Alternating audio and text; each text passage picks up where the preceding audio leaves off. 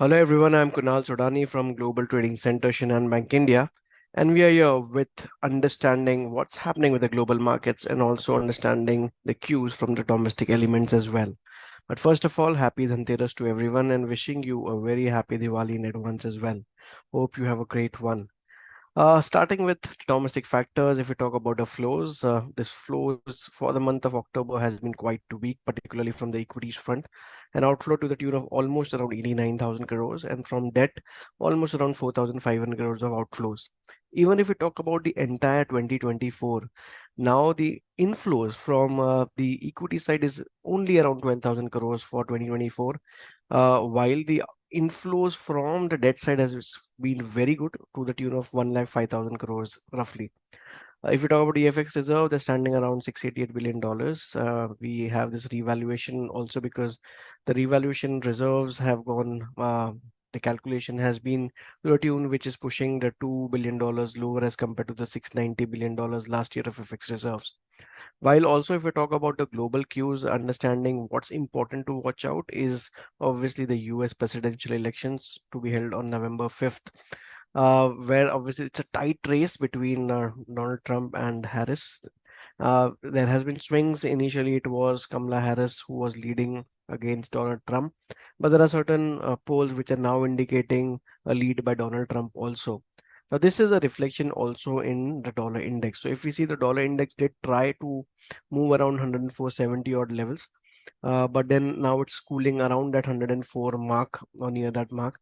We feel, as per the technical charts, 105.20 to 105 half remains a very important resistance zone.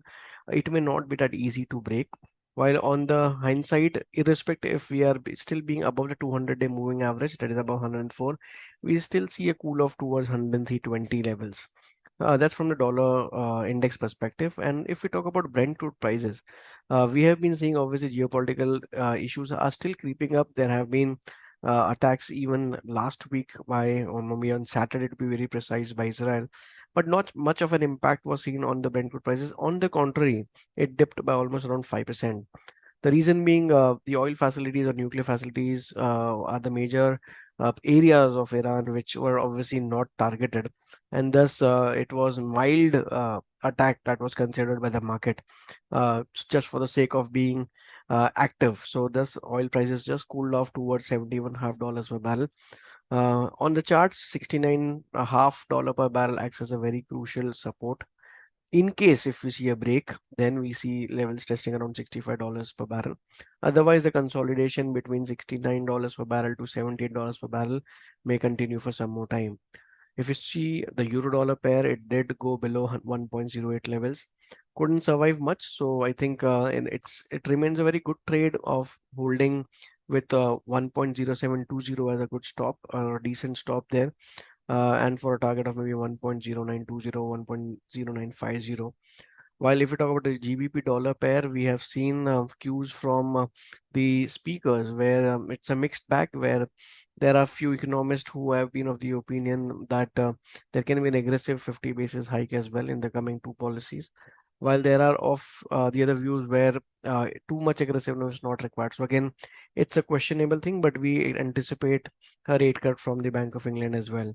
If you talk about Fed, again, the hawkishness still prevails, where the anticipation remains of a 25 basis rate cut for the month of November.